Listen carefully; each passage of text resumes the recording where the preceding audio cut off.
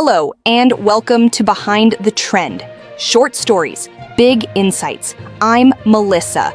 Breaking tonight, former CNN anchor and independent journalist DonLemon has been arrested by federal agents in connection with a protest that disrupted a church service in St. Paul, Minnesota earlier this month.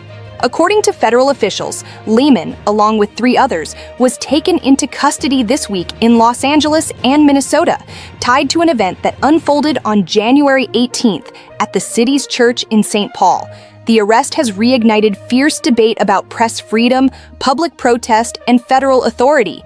Tonight, we put this event into context, examine what authorities allege, and explore the growing public and political reactions.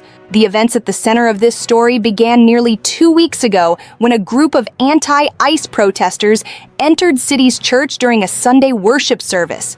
Officials say the protesters were objecting to the presence of an immigration enforcement official, a pastor associated with U.S. Immigration and Customs Enforcement, and were chanting and disrupting the service. DonLemon, who now produces independent reporting and commentary online, live-streamed parts of that protest as it unfolded. According to authorities, federal agents later sought charges related to civil rights-based statutes, including allegations that the protest interfered with the congregation's legally protected right to worship, a matter that federal prosecutors argued warranted enforcement action. On January 29th, federal agents arrested Lemon in Los Angeles, where he was attending the Grammy Awards. He was taken into custody alongside 3 others: activist Traherne Jean Cruz, journalist Georgia Fort, and Jamael Liddell Lundy. Attorney General Pam Bondi confirmed the arrests on social media, describing them as connected to what she called a coordinated disruption at the church.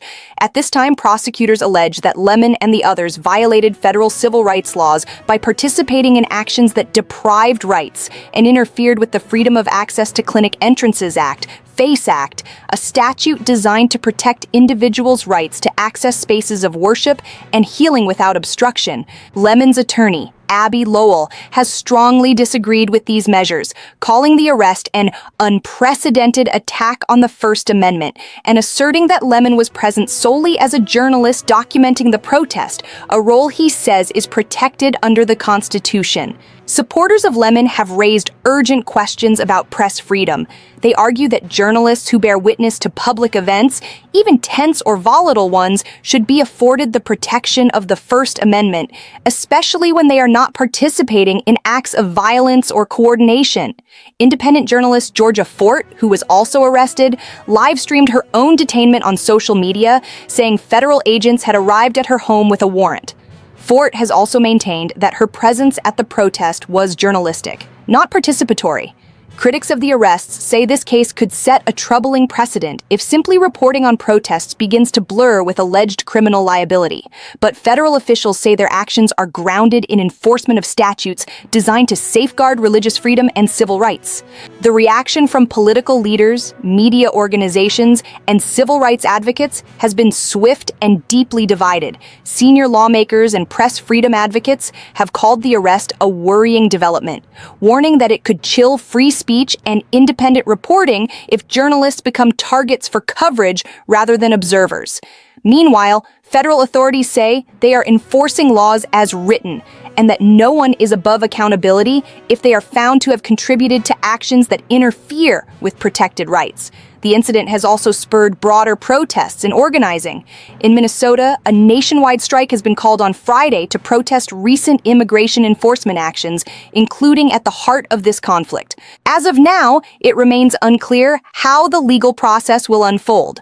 Lemon is expected to make a court appearance in Los Angeles, where proceedings will begin to determine the specific charges he and others face. Legal experts say this case could become a pivotal test of how far federal civil rights statutes can be applied to protests and whether journalists can be held liable for their proximity to or documentation of disruptive events.